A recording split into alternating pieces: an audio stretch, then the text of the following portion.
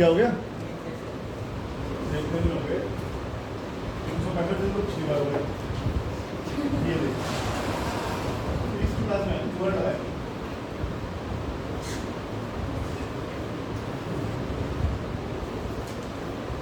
हाँ, horse and cart problem. देखिए मान लीजिए ये आपके पास कार्ट और ये आपका आ गया हॉर्स और ये आ गया आपका ग्राउंड, ठीक है।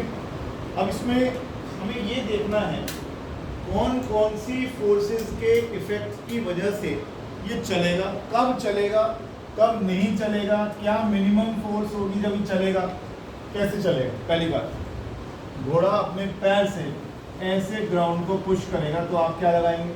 एक्शन। एक्शन किस पर लगा? ग्राउंड पर। क्या होगा उससे? रिएक्शन मिलेगी। रिएक्शन किस पर मिलेगी? हॉर्स। अब ये जब से हमने कंपोनेंट्स ऑफ द वेक्टर निकालना शुरू किया है, ये टेढ़ी चीजें हम छोड़ते नहीं हैं, तो हम क्या करेंगे? इसके कंपोनेंट्स तोड़ लेंगे। तो ये आ गया f cos थीटा और ये आ गया f sin। और जितनी फोर्सेस लग रही हैं वो हम दिखा देते हैं यहाँ पर। जैसे एक फोर्स लग रही है नीचे को, ये है वेट ऑफ हॉर्स, इसको W1 नाम दे देता हूं। इस पर आ जाइए, यहाँ पर क्या होगा? इस कार्ट का वेट नीचे है, weight of cart let us से W2। और जब ये एक्शन लगाएगा नीचे की तरफ तो इसको क्या मिलेगा? ऊपर नॉर्मल रिएक्शन R2, R ही लिख देता हूँ वैसे, वहाँ तो हमने f sin थीटा लिख ही दिया, ठीक है। यहाँ पर और क्या लग रहा है? पीछे की तरफ को और क्या लग रहा है? फ्रिक्शन लग रही है। जिस रस्सी से ये बंधे हुए हैं उस रस्सी में तनाव, टेंशन पैदा होगी। ध्यान रखिएगा, टेंशन हमेशा, टेंशन क्या है? फोर्स है, और टेंशन हमेशा जहां से बॉडी बंधी होती है ना वहां से अवे दिखाते हैं। तो यहाँ से अवे और यहाँ से भी अवे, ये टेंशन आ गई हमारे पास। ये टोटल जितनी फोर्सेस हम दिखा सकते थे वो हमने दिखा दी है। लिख लीजिएगा, बना लीजिएगा। हाँ लगा ना, लगा तो ये f sin थीटा और क्या लग रहा है? f बोल दिया मैंने गलती से। रिएक्शन सीधा नहीं था, बस वेट वाला नहीं होता रिएक्शन। ये रिएक्शन वही है जो आपको यहाँ एक्शन रिएक्शन मिल रहा है। ये भी तो एक्शन लगा रहा है नीचे को, पर फर्क सिर्फ इतना हो रहा है कि इसका एक्शन इधर को लग रहा है चलने के लिए, तो रिएक्शन इधर मिल रहा है। तो इस रिएक्शन का कंपोनेंट आप बना चुके हैं पहले। हाँ, किस पे? फ्रिक्शन है तभी तो एक्शन लग रहा है। फ्रिक्शन है तभी तो एक्शन लग रहा है, नहीं तो पैर फिसल जाता। ठीक है ना, बनाइए।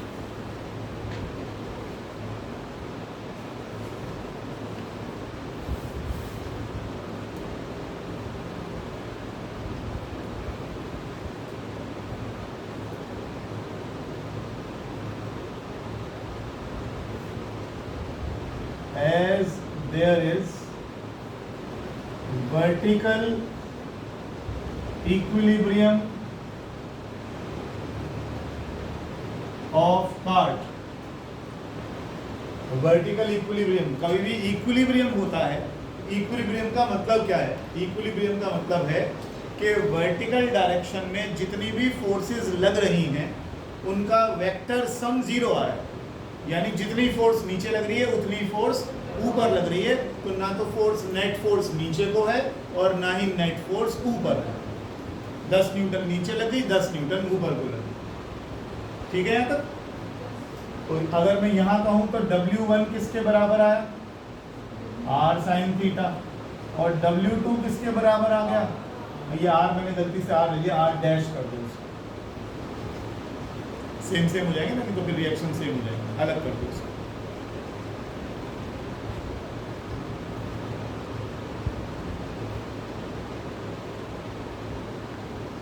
अब आप बताओ, नेट फोर्स ऑन कार्ड कितनी लगेगी?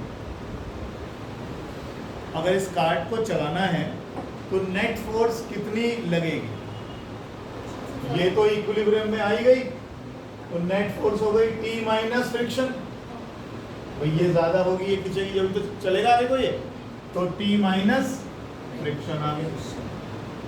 अब net force on horse,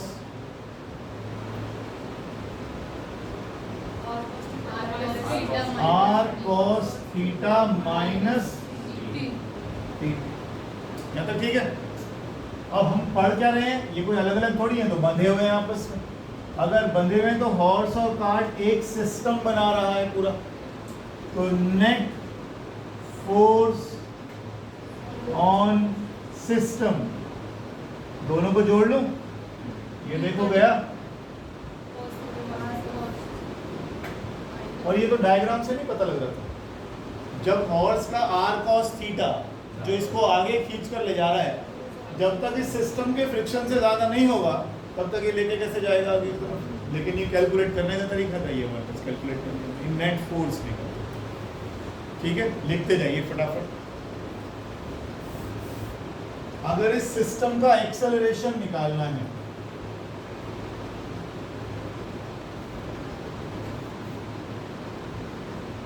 acceleration क्या होता है, फोर्स अपॉन मास। कितनी फोर्स लगी है इस पर, सिस्टम पर कितनी नेट फोर्स लग रही है, और नीचे क्या आएगा, मास ऑफ हॉर्स प्लस का टोटल फोर्स। कौन सा वाला, एक्सेलरेशन। एक्सेलरेशन क्या होता है, फोर्स अपॉन मास। फोर्स कितनी लगी नेट इस सिस्टम के ऊपर, और मास कौन से खींचेंगे, हॉर्स प्लस कार्ट, तो दोनों के मासेस ले लेंगे, उनसे डिवाइड करेंगे।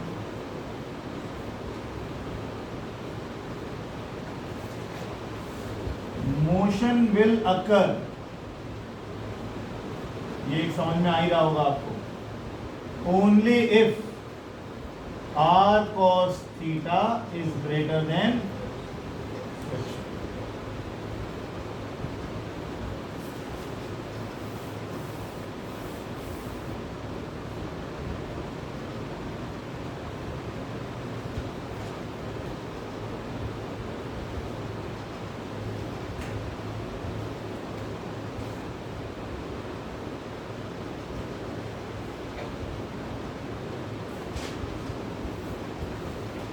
Change in momentum per unit time, change in momentum per unit time, force, और सिर्फ change in momentum, impulse. Impulse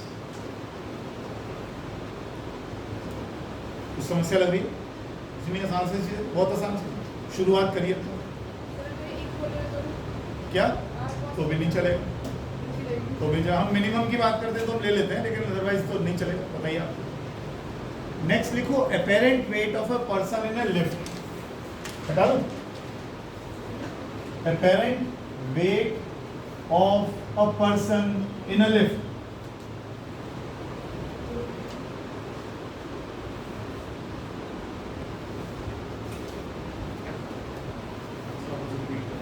apparent, APPARENT, apparent weight of a person in lift।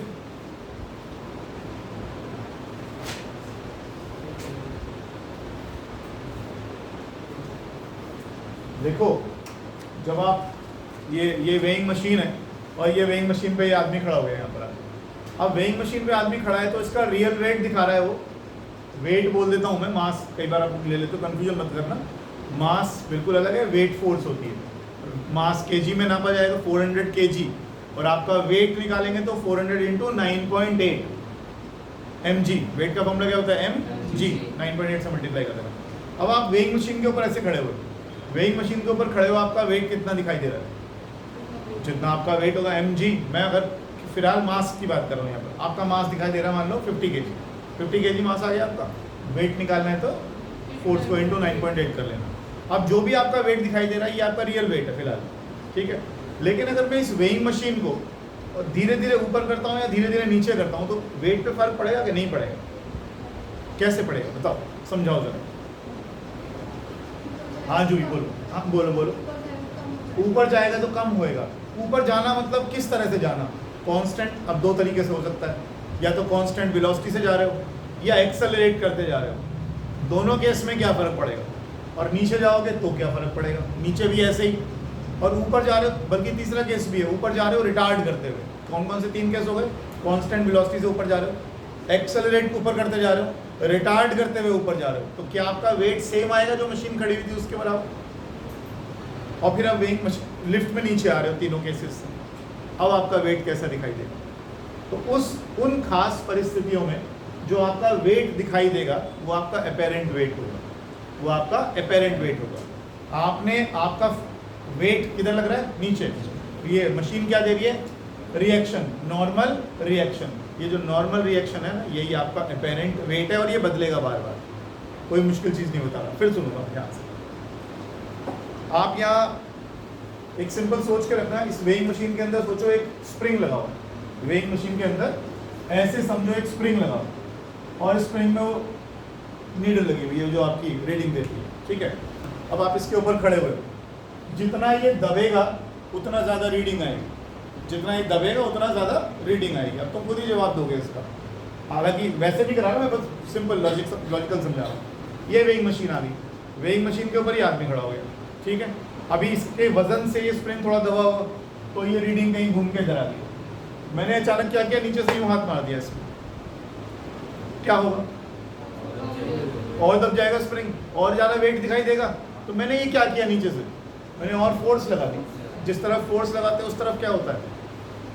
Acceleration. अरे फोर्स लगेगी तो क्या जरूर होगा? एक्सेलरेशन। आपने फोर्स लगाई, एक्सेलरेट हुआ, इसका मतलब लिफ्ट अगर ऊपर को जाएगी तो मेरा वेट बढ़ जाना चाहिए, बढ़ जाना चाहिए। हाँ, समझ रहे हो कि नहीं? अब मैं कांस्टेंट वेलोसिटी से ऊपर जा रहा हूँ। कांस्टेंट वेलोसिटी का मतलब क्या होता है? कल consequences of Newton second law लिखे थे आपने, उसमें आपने एक जगह लिखा था कि फोर्स नहीं तो एक्सेलरेशन नहीं, और एक्सेलरेशन दो केस में ही नहीं, या तो रुका हुआ हो या कांस्टेंट वेलोसिटी से चल रहा हो। अब अगर बॉडी कांस्टेंट वेलोसिटी से ऊपर को चल रही है या नीचे को चल रही है तो फोर्स तो है ही। अगर बॉडी पर वेलोसिटी कांस्टेंट है तो ऊपर को भी जा रही है कांस्टेंट वेलोसिटी से, नीचे को भी जा रही है कांस्टेंट वेलोसिटी से। ना एक्सेलरेशन ऊपर को ना एक्सेलरेशन नीचे को, तो ना फोर्स नेट ऊपर को ना फोर्स नेट नीचे को। जब फोर्स ही नहीं है एक्सेलरेशन भी नहीं है, इसका मतलब कोई फर्क नहीं पड़ा। आपका जो स्प्रिंग है वैसा का वैसे ही दिखाई देगा। आपका जो स्प्रिंग आपके खड़े होने से दबा था ना, तो वो थोड़ा सा ऊपर को दबा ना हो, नीचे को खींचा, कुछ भी तो नहीं हुआ, तो आपकी वेट कैसा रहने वाला है? जो आपका रियल वेट है वही अपेरेंट दिखाएगा आपको। यानी लिफ्ट के ऊपर नीचे चलने से हमें कोई फर्क नहीं पड़ा। अब लिफ्ट जा रही है नीचे की तरफ, लिफ्ट जा रही है ऊपर की तरफ। अब हम मैथमेटिकल समझते हैं, अपेरेंट वेट समझ में आया। जो लिफ्ट रिएक्शन देती है वो उसका अपेरेंट वेट है, जो लिफ्ट रिएक्शन दे रही है ऊपर को वो इसका अपेरेंट वेट है। कि उस परिस्थिति में वेट कितना आएगा, वेट कितना आएगा। हाँ, बिना फोर्स के चलेगा कैसे? एक बात बताओ आप, अच्छा चलो ये भी अच्छा सवाल। आप कार में बैठे हैं अब्बू के साथ और अब्बू चला रहे हैं आपके 40 किलोमीटर पर आवर, गाड़ी फोर्स लगा रही है, फोर्स लगा रही है गाड़ी। अगर गाड़ी फोर्स लगा रही है तो एक्सेलरेशन क्यों नहीं होना? फिर तो मैं इसकी जो 3-4 दिन से शोर मचा रहा हूँ कि फोर्स होगा तो एक्सेलरेशन होगा, वो कहाँ गया? क्या गाड़ी फोर्स लगा रही है? ध्यान रखिएगा, जब भी हम ऐसी बात करते हैं ना, फोर्स का मतलब फोर्स नेट फोर्स, फोर्स का मतलब नेट फोर्स। फ्रिक्शनलेस सरफेस पे चल रहे हो क्या? इसका मतलब जितनी फोर्स आपकी कार लगा रही है उतना ही क्या लग रहा है? तो आप पर लगने वाली नेट फोर्स कितनी है? 0। तो कार की स्पीड कैसी है? यूनिफॉर्म। अब आपने क्या किया, आपने कहा 40 से 50 करनी है मुझे, तो आप इस वाली फोर्स को बढ़ाओगे, इसको बढ़ाओगे, ऑब्वियसली इस वाली को बढ़ाओगे। तो ये फोर्स को आप तेजी से बढ़ाओगे, ये फोर्स बढ़ाओगे तो ये फोर्स थोड़ी सी कम रह जाएगी, तो नेट फोर्स किस तरफ हो जाएगी? आगे को। तो एक्सेलरेशन किधर को जाएगा? आगे की तरफ। समझ रहे हो बात को? फोर्स मतलब नेट फोर्स। तो अगर कोई कार 40 किलोमीटर पर आवर की कांस्टेंट स्पीड से चल रही है, इसका मतलब उस पर लगने वाली नेट फोर्स 0, क्योंकि जितनी हमारी फोर्स इंजन लगा रहा है उतनी क्या लग रही है? फ्रिक्शन लग रही है, तो नेट फोर्स कट के 0 आ रही है, इसलिए एक्सेलरेशन नहीं है इसमें। एक्सेलरेशन कभी भी करना होगा तो फोर्स दिखेगी आपको, नेट फोर्स दिखेगी। शुरू करो, लिखो। ये जो रिएक्शन है ये क्या है हमारा? Apparent wait. ये जो रिएक्शन है हमारा ये क्या है? Apparent wait. इसमें केसेस लो। सबसे पहले लिफ्ट इज स्टेशनरी,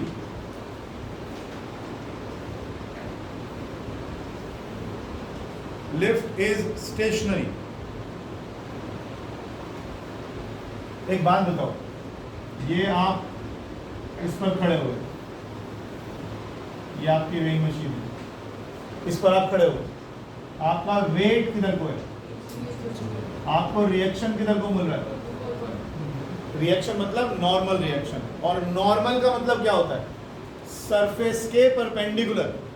क्योंकि आगे आने वाले टाइम में जब हम इंक्लाइंड प्लेन पढ़ना शुरू करेंगे और बॉक्स को यहाँ रखेंगे तो आपको देखने को मिलेगा नॉर्मल रिएक्शन की डायरेक्शन कैसी है। वेट किधर होगा? हमेशा ही डाउनवर्ड होता है, लेकिन normal reaction normal to the surface वो आपको ऐसे दिखाई देगा। ठीक है जी। अब ये मत करिएगा एक्शन इधर तो रिएक्शन इधर। नॉर्मल रिएक्शन की हम बात करे जा रहे हैं।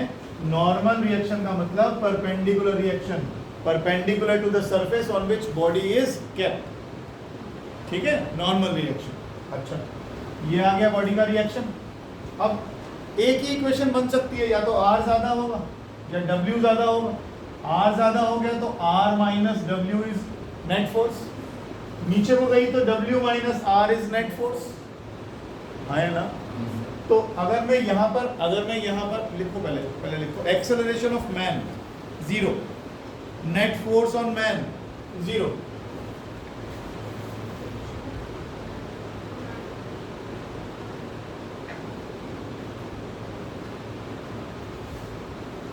कोई सी भी दो इक्वेशन लिखी जा सकती है, या तो R ज्यादा होगा या W ज्यादा होगा। दोनों में से आपने कहा कुछ भी नहीं है। एक्सेलरेशन कितना कह रहे हो आप? तो ma कितना हो गया? तो R किसके बराबर आया? क्या मतलब है? Apparent weight is equal to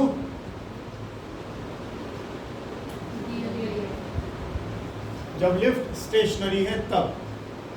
अगर इसी में मैं दूसरा भी ऐड कर दूं, लिफ्ट इज मूविंग, होता ही ऐसे मत देखो, नेट फोर्स कितनी है उस पर? 0, क्योंकि ना तो ऊपर को चल रही है ना नीचे को जा रही, कहीं को भी नहीं जा रही। तो नेट फोर्स कितनी है? 0। तो हमने A को 0 रख दिया। तो ma क्या है? Net force. लिख ले यहाँ पर, ma क्या है? Net force. ठीक है ना।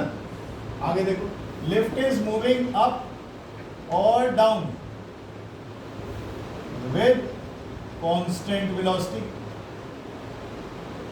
अगर वेलोसिटी ही कांस्टेंट है तो एक्सेलरेशन नहीं होगा, तो ma फिर से नहीं होगा, और r फिर से किसके इक्वल आएगा?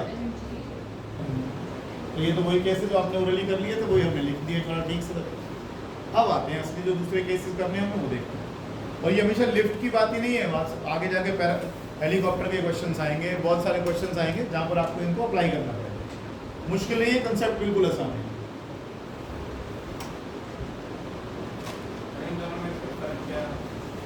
सर फर्क नहीं रहा, केस 2 है। एक जगह लिफ्ट रुकी हुई है और एक जगह कांस्टेंट वेलोसिटी से चल रही है। दो अलग अलग केस हुए, फर्क नहीं है, केस हुए, रिजल्ट सेम आ रहा है, इतना ही फर्क पड़ रहा है। अब लिखो, lift is moving up with acceleration. Lift is moving up with acceleration. Lift is moving up with acceleration।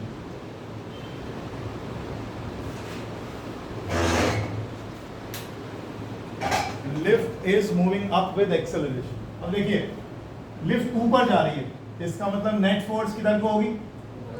ऊपर R लिखा था mg, तो ऊपर वाली फोर्स ज्यादा है, नीचे वाली फोर्स कम है, और नेट फोर्स कितनी आ रही है? तो R किसके इक्वल आएगा? क्या mg प्लस a नहीं आ रही? आपका नेट फोर्स, आपका नेट वेट कितना था पहले? mg। अब उसमें क्या जुड़ गया? ma। पहले वेट कितना था आपका? mg। अब उसमें कितना जुड़ गया? तो इसका मतलब अपेरेंट वेट इंक्रीज हो। अभी इसी चीज को जब मैं समझा रहा था कि नीचे से हमने हाथ मार के इसको स्प्रिंग को दबा दिया, अब यही तो केस कर रहे थे। ये आदमी खड़ा हुआ है स्प्रिंग के ऊपर ऐसे, ठीक, नीचे से आपने हाथ फोर्स लगाई, फोर्स नीचे से लगाई तो एक्सेलरेशन भी हुआ ऊपर को। नेट फोर्स किधर को लगी? स्प्रिंग दबा जोर से, आपने क्या बोला था? एकदम से वेट बढ़ जाएगा। ये वही तो केस, नेट फोर्स किधर को लगी? ऊपर। ठीक है ना, बनाइए।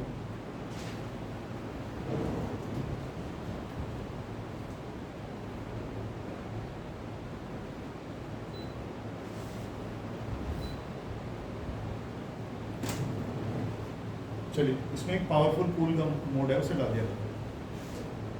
ठीक है, अपेरेंट वेट बढ़ गया, अपेरेंट वेट बढ़ गया।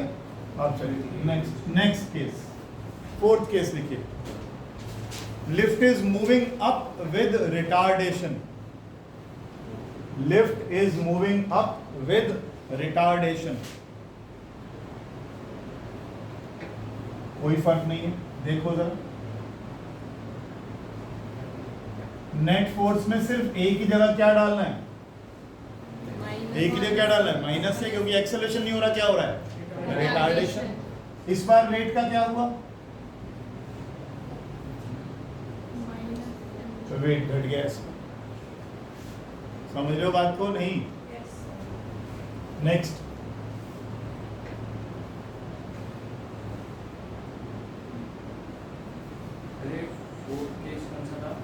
ये लिफ्ट इज मूविंग अप, ये पूछता क्यों है? तो जब ऊपर जा रहा है तो आर से माइनस करा हुआ है, जब चीजें नीचे जाएंगी तो मैं mg माइनस आर लिखूंगा। अभी क्या लिख रहा हूं? अरे अब ऊपर वाली फोर्स माइनस नीचे वाली फोर्स, कुछ नया थोड़ी करा है इसमें। ऊपर को जा रहा है ना, तो upward force minus downward force is equal to net force. जब नीचे जाएगा तो नीचे कौन सी फोर्स लग रही है, mg, उस टाइम mg माइनस आर लिखना शुरू कर दो। ठीक है, नेट फोर्स मतलब नेट फोर्स। सवाल पूछो। एक तरफ 10 लगी, एक तरफ 8 लगी, तो दो जो आई वो नेट फोर्स। एक तरफ 10 लगी, एक तरफ 8 लगी, 2 बची, वो नेट फोर्स।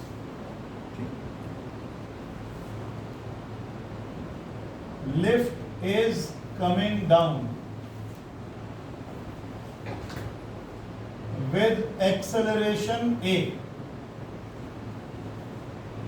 अब की बार लिफ्ट नीचे को आ रही है, ए एक्सेलरेशन के साथ, क्या होगा? बिल्कुल ठीक कह रहे हो, mg minus R is equal to ma। R कितना हो गया, याद है कल झूले की बात कर रहे थे, गोल कौन सा, जाइंट व्हील के ऊपर जब बैठते हो, हाँ हाँ, जो भी फेरिस व्हील बोलते हो उसको। देखो जरा क्या होता है जब तेजी से, बिल्कुल ऐसा है जैसे तुम लोग सोचो कि तुम कुर्सी पे बैठे हुए हो, अचानक झटके से कुर्सी के ऊपर फोर्स लगे, नीचे निकल जाए आपसे। आपको यही चीज, यही गुड़गुड़ पेट में तब होती है जब जाइंट व्हील में नीचे को आते हैं, क्योंकि एक्सेलरेट करता हुआ नीचे आता है। जब वो एक्सेलरेट करता हुआ नीचे आता है, जब वो कांस्टेंट वेलोसिटी से घूमेगा तो हमें कोई फर्क नहीं पड़ेगा।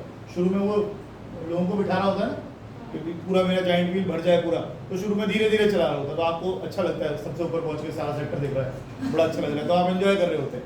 लेकिन जब वो यूं उठना शुरू होता है, अब देखो ये वाला केस तो हम कर चुके, जब ऊपर को गए थे तो moving up with acceleration, moving up with acceleration क्या आया था, तो वेट बढ़ गया, वेट बढ़ गया तो कोई बात नहीं, थोड़ा भारी महसूस हुआ, वेट बढ़ गया आपका, ठीक है, ऐसा लगा नीचे से आपने ऐसे किसी को लिफ्ट कर रहा है कोई चीज आपको। लेकिन जब नीचे आते हो तो ऐसा लगता है नीचे से चेयर निकली जिस पे बैठे हो, बस यही कारण है वो पेट में गुड़गुड़ होने का, जितना तेजी से वो नीचे लाएगा।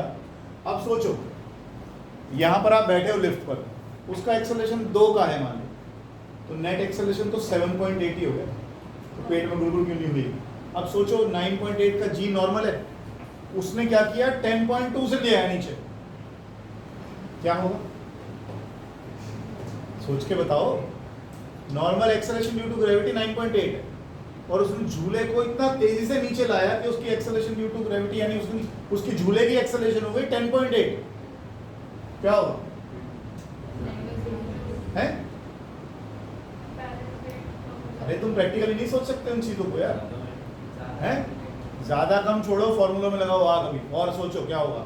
आपका नॉर्मल वेट में एक्सेलरेशन ड्यू टू ग्रेविटी कितना यूज करते हो 9.8, और वो झूला नीचे की तरफ गया 10.8 मीटर पर सेकंड स्क्वायर से, क्या होगा है? सोच, अरे इसको तो सोच सकते हो।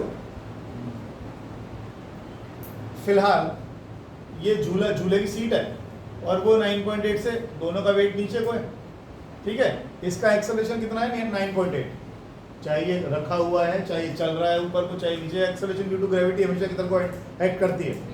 इक्वेशन आएगा ध्यान रखिएगा, एक्सेलरेशन ड्यू टू ग्रेविटी की डायरेक्शन हमेशा नीचे ही होगी, और नॉर्मल सर्कमस्टांसेस में 9.8 ही हो जब तक हम ग्रेविटेशन का चैप्टर ही ना पढ़े, अदरवाइज 9.8 ही रहेगी, और डाउनवर्ड डायरेक्शन किधर रहेगी नीचे को। पत्थर नीचे से ऊपर जा रहा है, पत्थर ऊपर से नीचे आ रहा है, acceleration due to gravity minus नीचे को रहेगी 9.88। ये बात ध्यान रखिए, पत्थर नीचे से ऊपर जा रहा है, ऊपर से नीचे आ रहा है, कहीं पर भी है रुका हुआ है, एक्सेलरेशन ड्यू टू ग्रेविटी हमेशा किधर को होगी, नीचे को होगी और उतनी ही होगी 9.8। मोबाइल में खेलिए, मोबाइल में खेलिए। अच्छा अच्छा, अब ये आदमी झूले के ऊपर बैठा हुआ, झूला कांस्टेंट एक्सेलरेशन मतलब एक्सेलरेशन नीचे जा रहा है, तो आपको कभी g प्लस है कभी g माइनस है, और अचानक से क्या हुआ, एक्सेलरेट इतना तेज कर दिया, ये देखो क्या हुआ है, समझ में आई बात। ये क्या किया मैंने, इसका जो एक्सेलरेशन ड्यू टू ग्रेविटी 9.8 था, मैं उससे भी तेजी से नीचे ले गया, सीट निकल जाएगी नीचे से और आप हवा में लटके जाओगे, सीट पहले आगे जाएगी और आप पीछे पीछे आ रहे होगे उसके, यही तो होगा। ये देखो इसका एक्सेलरेशन ड्यू टू ग्रेविटी अभी तक 2 मीटर पर सेकंड स्क्वायर था, आपका 9.8 था, तो रिलेटिवली देखा जाए तो आप इसके ऊपर बैठे हुए थे, चिपके हुए थे आप, लेकिन अचानक से क्या करा उसने, ये देखो क्या किया उसने, नीचे से सीट इतना तेज एक्सेलरेट करवाई है कि आप तो रह गए हवा में, 9.8 से आपकी स्पीड बढ़ेगी, उसने अपनी स्पीड 10 से बढ़ा दी, क्या हुआ अचानक से, सीट निकल गई नीचे से। यही होता है उस केस में। अब देखिए ये क्या हुआ, ये कहाँ हो गया, ये था हुआ आपका गुड वाला, क्योंकि रिटार्ड करते हुए जा रहे हैं, इसलिए। ठीक है, पंखे तेज कर लो यार, मजा नहीं आ रहा, चला लो।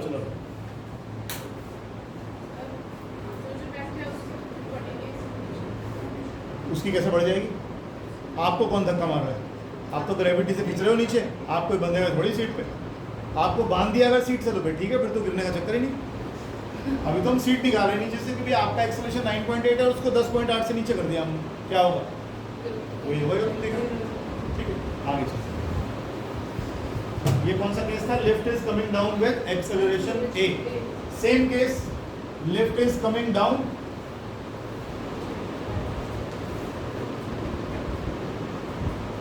with retardation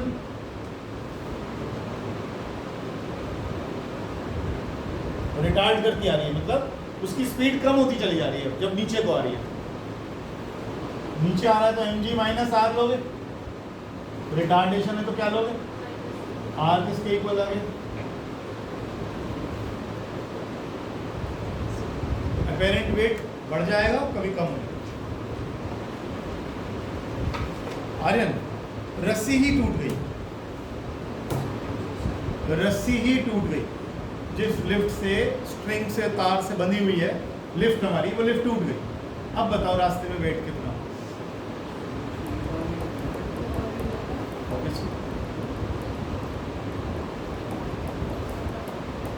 हाँ जी दीक्षा जी,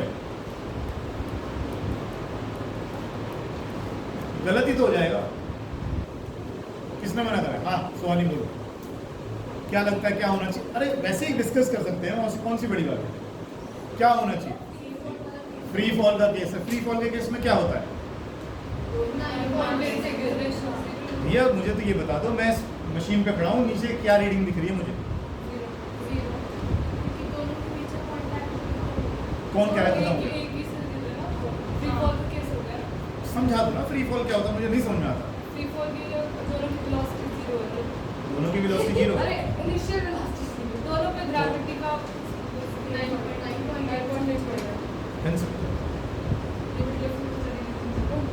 बोल भी दिया, क्लास गलत ही तो होगा, क्या बोल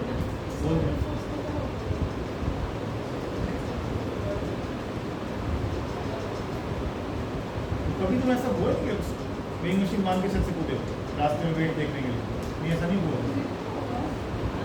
हाँ दीक्षा जी, तूने अभी टी शर्ट गेम ओवर की पहली, तो तुमने गेम शुरू करा है, गेम स्टार्टेड बोल, अब तो शुरू किया हमने मोशन। हाँ सर, क्या लगता है,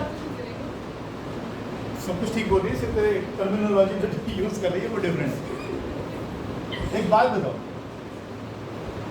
जब लिफ्ट का तो चक्कर ही खत्म हो गया, ये रही वेइंग मशीन और ये रहा वो आदमी, इसका एक्सेलरेशन ड्यू टू ग्रेविटी कितना है, इसका कितना है, क्या कोई फर्क है, इसका मतलब क्या है, नेट फोर्स में आग लगाओ, जब दोनों वो स्प्रिंग दबेगा क्या, वो स्प्रिंग दबेगा जो उसके अंदर था, ये स्प्रिंग कब दबेगा, जब या तो ये रुके या इसका एक्सेलरेशन ज्यादा हो तभी तो वो स्प्रिंग दबेगा।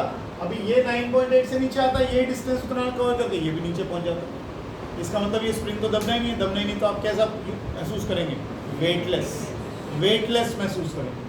अब क्योंकि आप नीचे जा रहे हैं, अब आप नीचे जा रहे हैं तो mg माइनस आर लिखूं या r minus mg?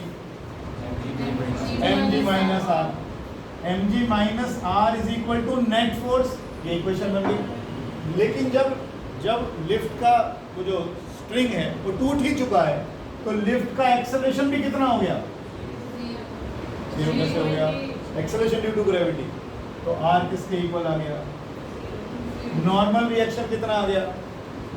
Normal reaction क्या होता है? वही अपेरेंट वेट। नहीं लाइट चली, फिर सोचो क्या दिक्कत होगी? जा तो नीचे रहे हो तो वेट नीचे को है। ये आर क्या होता था? पूरा बोलना, आर क्या है? कौन सा? Normal reaction. ये नॉर्मल रिएक्शन को ही क्या नाम दिया हमने? Apparent wait. यानी उस परिस्थिति में कितना वेट हमारे पास आ रहा है, तो ये अपेरेंट वेट कितना हो गया? आर। अब जब धागा ही टूट गया तो पहले तो लिफ्ट का एक फोर्स लगती थी, मोटर लगा रखी थी आपने, तो अपने हिसाब से हम लिफ्ट को ऊपर ले जाते थे, नीचे लाते थे, कांस्टेंट वेलोसिटी से ले जाना है, एक्सेलरेट करते ले जाना, सब कुछ हमारे हाथ में था। वो मोटर से बंधी हुई थी। अब मोटर से टूट गई, जब मोटर से टूट गई तो फ्री फॉल होगा, धड़ाम से नीचे गिरेगी। धड़ाम से नीचे गिरेगी तो उसका एक्सेलरेशन कितना होगा? वही एक्सेलरेशन ड्यू टू, अगर मैं किसी पेन को यहाँ से यूं पकड़ के यूं छोड़ दूं तो कितना एक्सेलरेशन ड्यू टू ग्रेविटी होगा? 9.8। ऐसे लिफ्ट के साथ हुआ तो लिफ्ट का एक्सेलरेशन कितना हो गया? जी। अगर ये कट गया तो रिएक्शन कितना आया? यानी उस केस में अपेरेंट वेट कितना आएगा? यानी अगर लिफ्ट फ्री फॉल करती है तो आपकी स्प्रिंग जो है वो जो वेइंग मशीन में लगा होता है वो नहीं दब पाएगा। क्यों नहीं दब पाएगा? क्योंकि जो आपकी मशीन है और जो आप खड़े हुए हो, दोनों का एक्सेलरेशन ड्यू टू ग्रेविटी कितना है? 0.8। फर्क ही नहीं है। समझ रहे हो? फ्री फॉल का केस लिखो आप। अच्छा, ऐसा भी तो हो सकता है, एक और केस,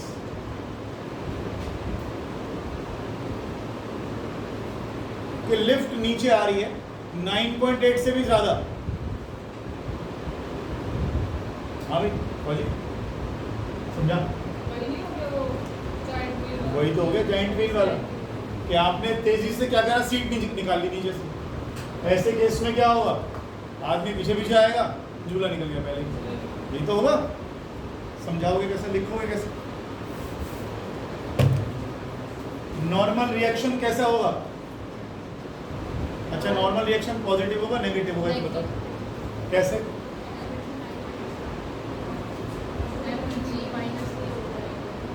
तो R हो गया और आप कह रहे हो A G से बड़ा है, तो नॉर्मल रिएक्शन कैसा आया? नेगेटिव आया नॉर्मल रिएक्शन इसका। तो जिस पर खड़े हो वो पहले निकल जाएगा और वो जो आदमी है वो 9.8 से पीछे पीछे आता रहेगा।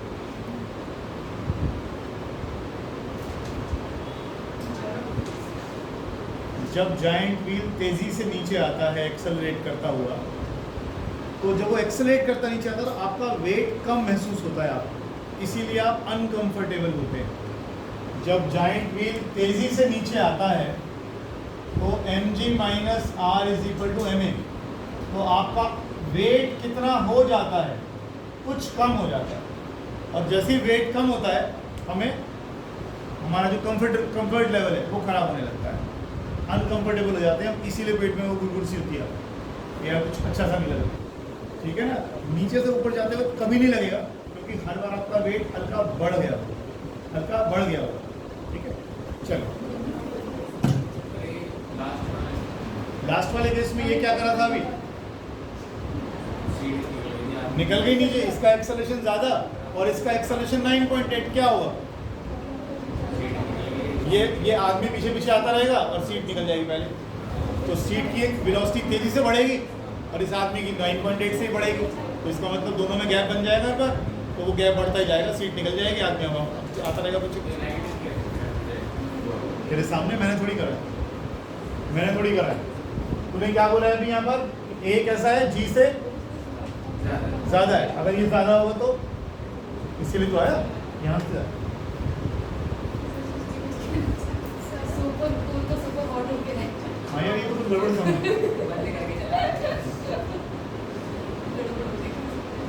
एक बार खड़े होकर देखिए ना बेंच पे, ये चल भी जाएगी।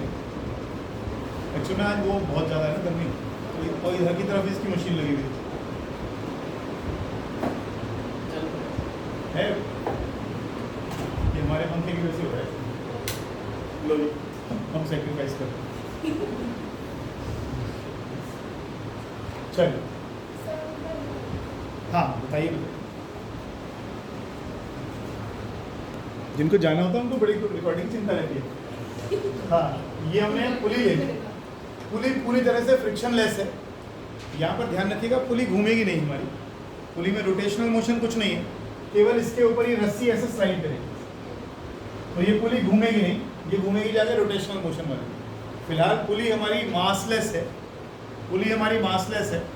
ये धागा जब तक कहा ना जाए तब तक मासलेस है, स्ट्रिंग जिससे बंधा हुआ है, ठीक। और ये पूरी तरह से फ्रिक्शनलेस है, ठीक है। अब मान लीजिए ये M1 है और ये मास M2 है, हमने इसको बांध दिया, तो इस पर कौन कौन सी फोर्सेस लगेंगी वो एक बार हम दिखा दें। इसका वेट किधर होगा, इसका वेट किधर होगा, ऑब्वियसली नीचे। एक धागे में जब वेट बंध जाएगा तो धागा तनाव में आ जाएगा, टेंशन आएगी, टेंशन फोर्स आएगी, और वो हमेशा फिक्स पॉइंट से किधर होती है, अवे। फिक्स पॉइंट से अवे। यहां से दिखाऊं तो भी ऐसे ले रहे हैं तो। और क्योंकि ये पूरा सिस्टम ऊपर नीचे नहीं जा रहा, सिस्टम एक्सेलरेट नहीं कर रहा, अभी तक कुछ नहीं हो रहा, सिंपल हमने यहाँ पर बांध दिया पुली को और ये मासेस ऊपर नीचे हो रही। अगर यहाँ देखूं तो यहाँ टेंशन कितनी आएगी, यहाँ टेंशन कितनी आएगी,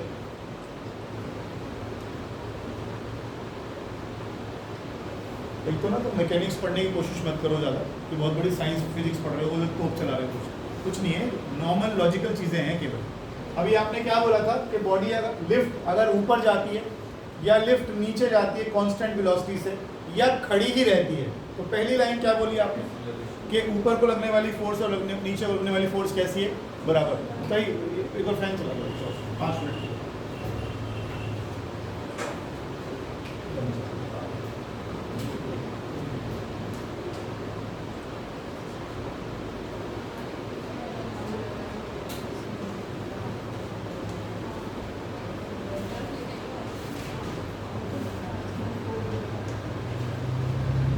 अभी मैं बीच में ब्रेक लेता हूँ 5 मिनट का, तो ऊपर उसके ऊपर थोड़ा पॉइंट डाला, चल जाएगा। चलो देखो आप, तो ये सिस्टम ऊपर और नीचे जा नहीं रहा, पूरा सिस्टम स्टेबल है मेरा ऐसा कैसा। इसका मतलब नीचे उड़ने वाली फोर्स और ऊपर उड़ने वाली फोर्स कैसी होंगी, इसे कहते हैं वर्टिकल इक्विलिब्रियम। क्या इक्विलिब्रियम में है? हाँ है। क्या ये सिस्टम मैं कह रहा हूँ ऊपर जा रहा है नीचे जा रहा है? नहीं, तो बंधा हुआ है यहाँ। इक्विलिब्रियम का मतलब क्या होता है, कोई चीज इक्विलिब्रियम में कब है। जैसे मान लो ये बॉडी आ गई मेरे पास, इस पर इधर को भी 10 न्यूटन लगा दिया, इधर को भी 10 न्यूटन लग गया, तो ये हॉरिजॉन्टल इक्विलिब्रियम हो गया। ऐसे ही 5 न्यूटन ऊपर लगा दी, 5 न्यूटन नीचे लगा दी, अभी भी नेट फोर्स ऊपर नीचे कुछ भी नहीं है, तो वर्टिकल इक्विलिब्रियम भी हो गया और हॉरिजॉन्टल इक्विलिब्रियम भी। इसे equilibrium when the net sum of all the forces acting on a body is 0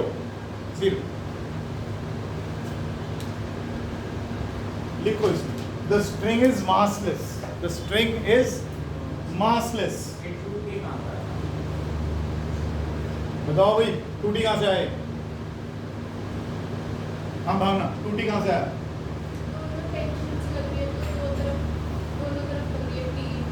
हाँ, तो उसको बैलेंस कर दिया उसने। क्या ये सिस्टम ऊपर जा रहा है या नीचे जा रहा है एक्सेलरेट करता हुआ, तो ऊपर को लगने वाली फोर्स और नीचे को लगने वाली फोर्स कैसी होंगी, सेम कर दूँ, और तो कुछ नहीं। ठीक है, string is massless, string is massless, so string is massless, so एक मिनट रुकना जरा।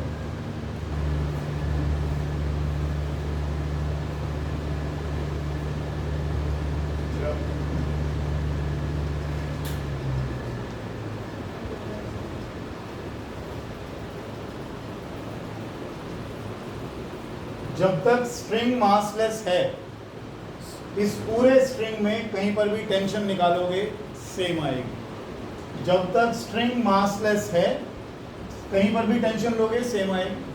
अगर हम ये माने कि ये मास ज़्यादा है और ये मास कम है तो नेट ऐसे मूवमेंट आएगी, यानी ये नीचे की तरफ एक्सेलरेट करेगा और ये उतने एक्सेलरेशन से ऊपर की तरफ जाएगा।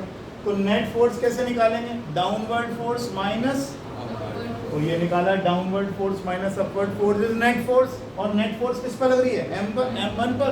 तो हमने M1A ले लिया। यहाँ आ जाओ, ये जा रहा है ऊपर तो ये वाली फोर्स ज़्यादा रही होगी, ये कम रही होगी, तो T minus M2G is M2A। दो फोर्सेज आ गई। हमें क्या निकालना है इस आर्टिकल में? एक तो हमें ये पता लग जाए टेंशन कितनी है और ये सिस्टम कितने एक्सेलरेशन से इस तरीके से जा रहा है। हाँ अच्छा, ये बात भी सही। एक रस्सी बांध के आपने अपनी सहेली के साथ भागना शुरू किया, क्या होगा? आप भाग रहे हैं 2 मीटर पर सेकंड के एक्सेलरेशन से, वो बेचारी या तो घिसटती आएगी, कैसे भी आएगी लेकिन आएगी तो तेरे एक्सेलरेशन से। क्या हो रहा है यहाँ? ऐसा हो सकता है कि तू चल में आ रहा हूँ, एक ही रस्सी से बंधे हुए ना, तेरे एक्सेलरेशन से आगे चलिए। एग्जाम्पल मत देगा, वो ऐसे नहीं काटते सारे जगह। ये हो गया, दोनों इक्वेशन साथ साथ लिख कर अगर मैं इन्हें ऐड कर दूं तो T गया, तो M1G M2G is equal to M1 plus M2 into A। Acceleration आ गया आपका M1 minus M2 upon M1 plus M2 into G। जब क्वेश्चंस करने बैठोगे ना तब आपको ये फॉर्मूले याद होने चाहिए। ये नहीं है कि बैठे उनको समझा रहे हो, इक्वेशन बना रहे हो, थोड़ा सा तेज चलना पड़ेगा।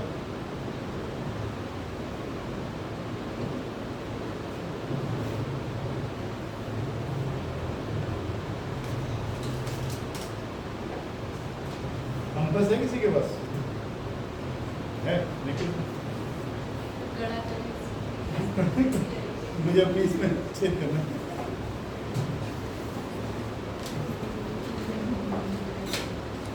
है। नहीं, मैं ढूंढ के आता हूँ। है, मिल गया।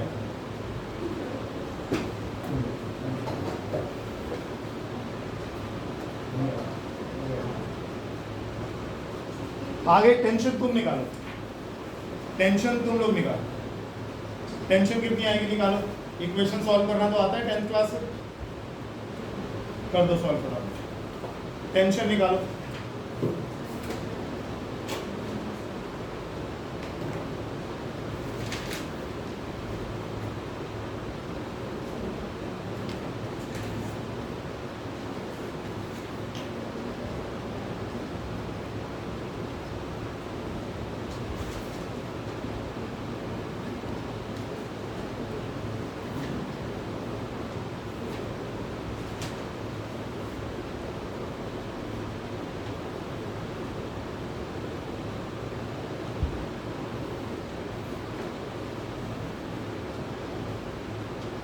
किसी में भी एक्सेलरेशन डाल दो, टी निकले। ये उठा के एक्सेलरेशन की वैल्यू यहाँ डाल दी।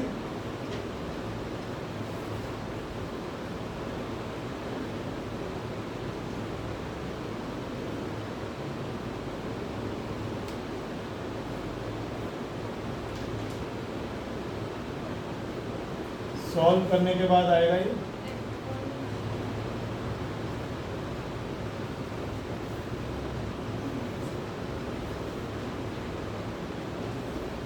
2m1 m2 into g upon m1 plus m2 लिख लो।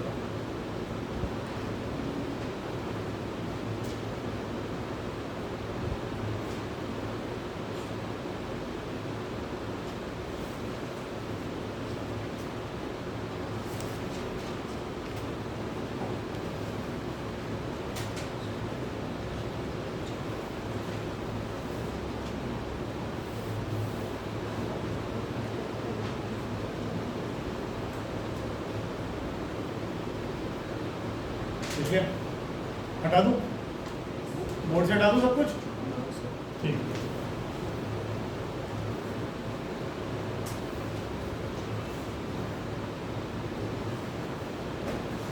एक छोटा सा नोट लिखो। एक हमारे पास पानी है, यहाँ से ट्यूब है और इसमें से पानी बाहर निकल रहा है विद v वेलोसिटी मीटर पर सेकेंड। मान लो इसका एरिया, इसके मुंह का एरिया ऑफ क्रॉस सेक्शन को ये क्या दे रखा है, कैपिटल A, और इसमें से पानी निकल रहा है तेजी से बाहर। निकाल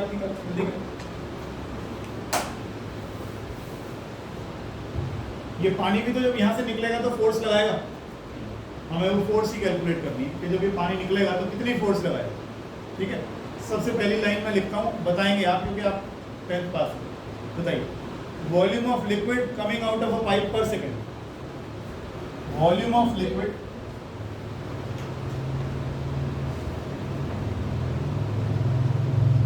कमिंग आउट ऑफ पाइप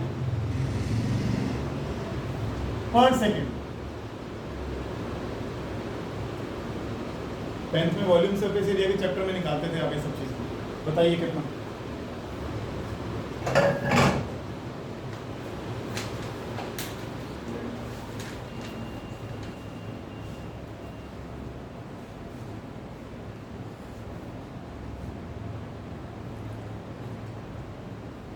अरे बताइए, आपको तो नहीं पड़ा। हाँ जी, किस किस को? Velocity into area. बिल्कुल ठीक बात है। जिनको डाउट है वो देख सकते हैं वेलोसिटी किस में होती है, मान लो मीटर पर सेकंड में, और एरिया किस में, तो metre into metre square. Metre cube किसकी यूनिट है, वॉल्यूम पर सेकंड। हम क्या कर रहे हैं, वॉल्यूम पर सेकंड। ठीक, साइड में कहीं लिख लेना उसको अगर नहीं समझ में। आगे निकालो, mass of liquid coming out per second. Mass of liquid coming out of pipe per second. Volume मालूम है, मास निकालना है, डेंसिटी से मल्टीप्लाई कर दीजिए। तो वॉल्यूम इनटू एरिया क्या, सॉरी वेलोसिटी इनटू एरिया क्या देगा आपको, वॉल्यूम, और वॉल्यूम इनटू ये क्या आ गया, डेंसिटी। लिक्विड की डेंसिटी से मल्टीप्लाई कर दिया। नेक्स्ट लाइन में लिखो, momentum of the liquid coming out per second.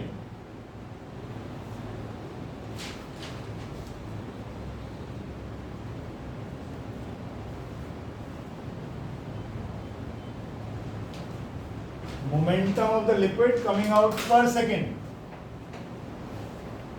ये क्या निकाल के बैठे हो, मास। मोमेंटम क्या होता है, मास इनटू वेलोसिटी। तो कितना मोमेंटम हो गया पर सेकेंड, v स्क्वायर a रो, एक v से और मल्टीप्लाई करो। ये क्या है, ये क्या है, ये मास, इससे वेलोसिटी से और मल्टीप्लाई कर दो। मास इनटू वेलोसिटी क्या हो जाएगा, momentum. Mass of liquid coming out, sorry momentum of liquid coming out per second. आगे लिखो, मोमेंटम ऑफ वाटर या लिक्विड स्ट्राइकिंग द वॉल पर सेकेंड।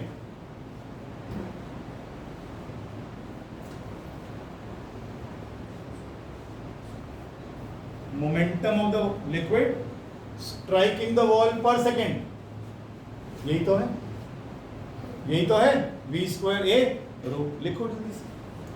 अभी कल से बात हम बार बार करे जा रहे हैं।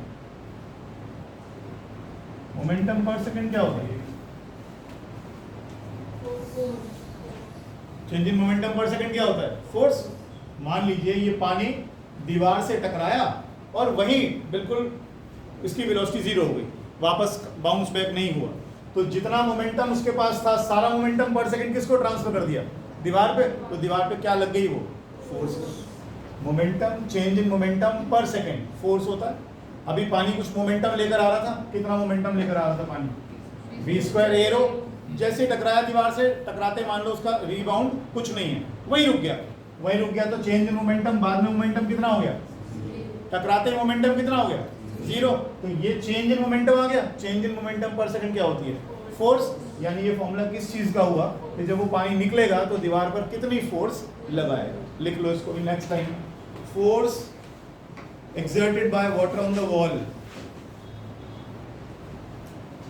Force exerted by water on the wall is v square a rho.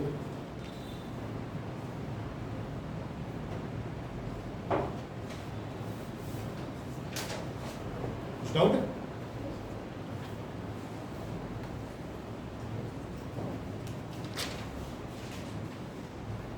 Next लिखो principle of conservation of linear momentum. Principle of conservation of linear momentum.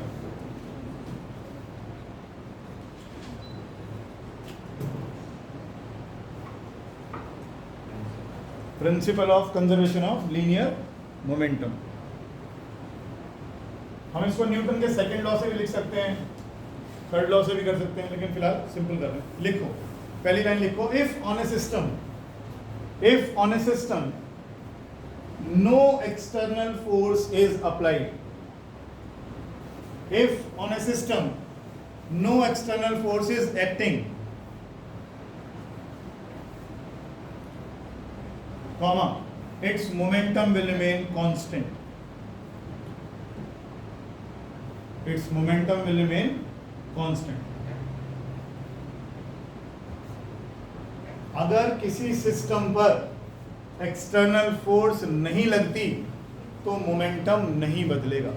Momentum बदलने के लिए बाहर से फोर्स लगानी पड़ेगी, जरूरी, ठीक है जी। और एक ऐसा सिस्टम जिस पर एक्सटर्नल फोर्स नहीं लग रही उसे हम आइसोलेटेड सिस्टम कहते हैं। ध्यान रखिएगा, कहीं पर भी कोई वर्ड आ जाए कि there is an isolated system, isolated system का मतलब जिस पर किसी प्रकार की कोई एक्सटर्नल फोर्स नहीं लगती, उसे आइसोलेटेड बोलते हैं। आइसोलेटेड में अलग थलग कर दिया।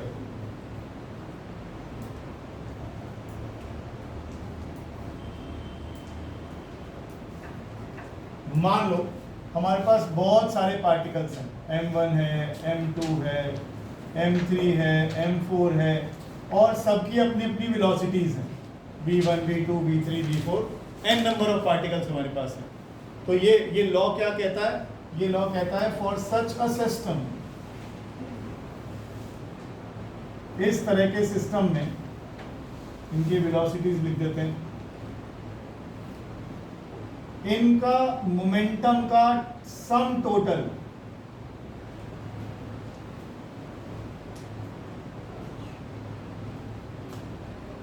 कैसा रहेगा? Constant. For such a system का मतलब कैसा सिस्टम? Isolated system.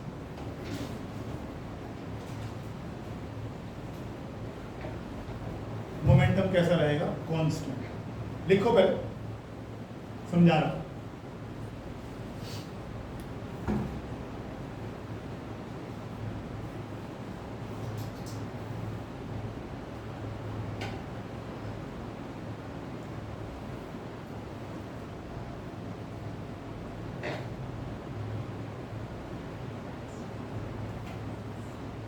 नींद आ रही है? लिखते जाओ।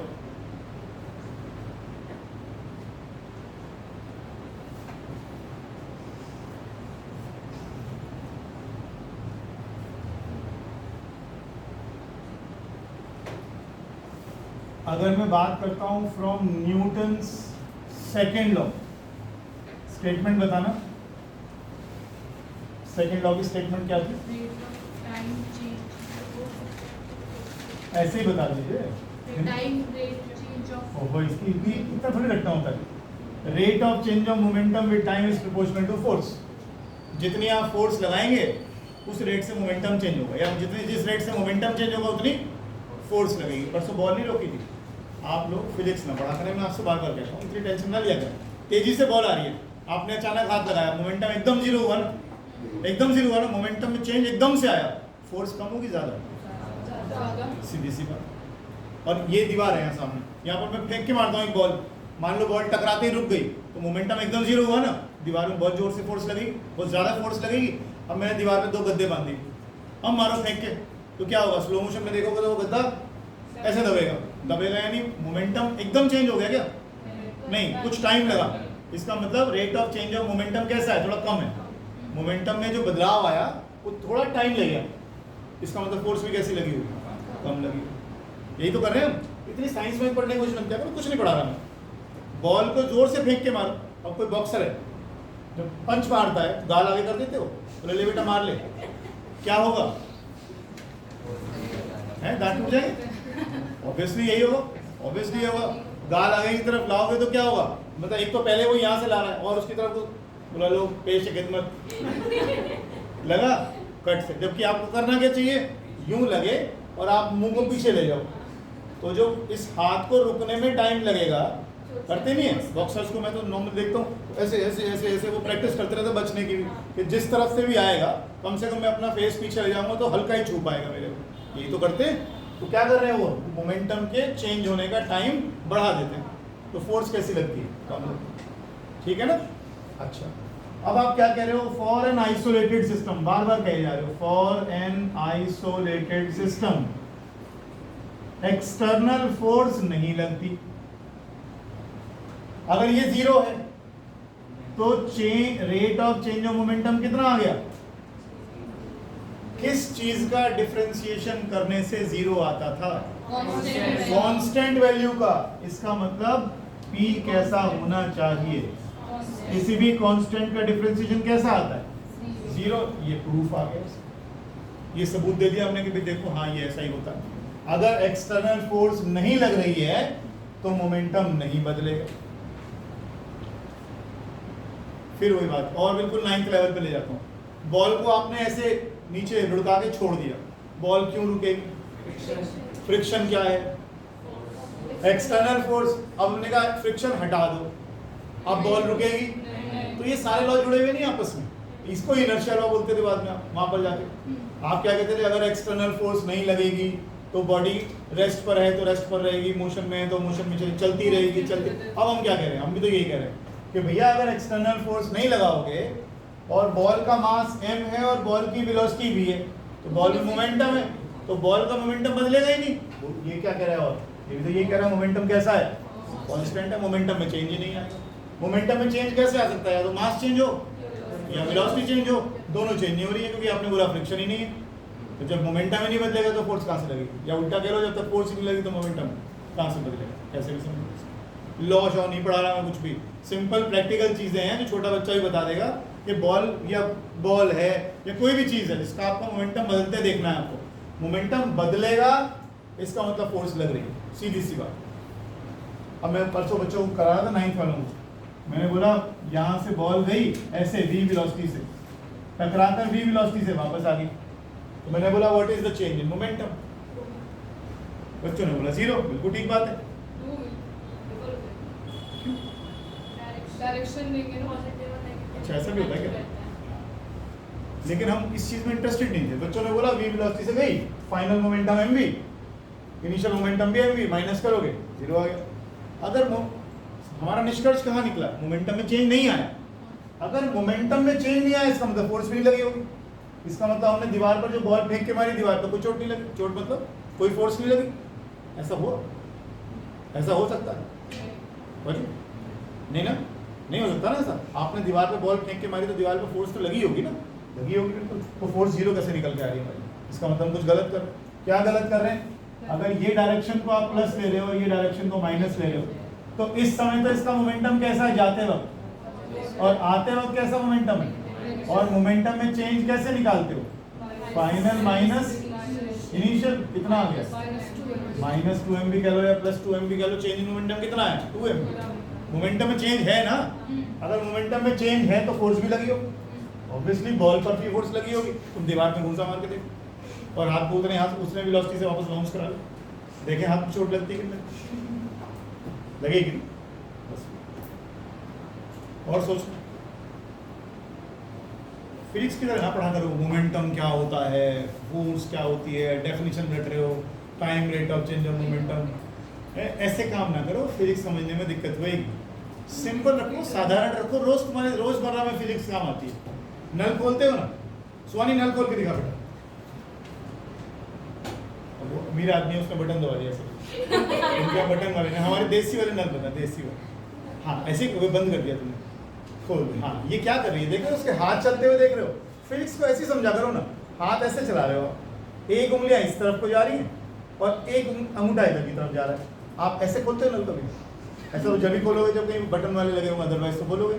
क्यों नहीं खोलोगे, क्योंकि ये दोनों फोर्सेस जो आप लगा रहे हो, एक फोर्स इधर लगा रहे हो, एक फोर्स इधर लगा रहे हो, ये दोनों फोर्सेस मिलकर टॉर्क बना रही हैं। अभी आप आगे जाकर पढ़ोगे ये भी नल खोलने में भी टॉर्क है। आप पाइप रेंच से वो खोलते हो, या फिर कभी कभी गाड़ी का टायर बदला, किसी लड़के ने बदला, कभी गाड़ी का टायर बदलते हो, छोटा सा वो आता है उसके साथ, रिंग स्पैनर बोलते हैं उसको,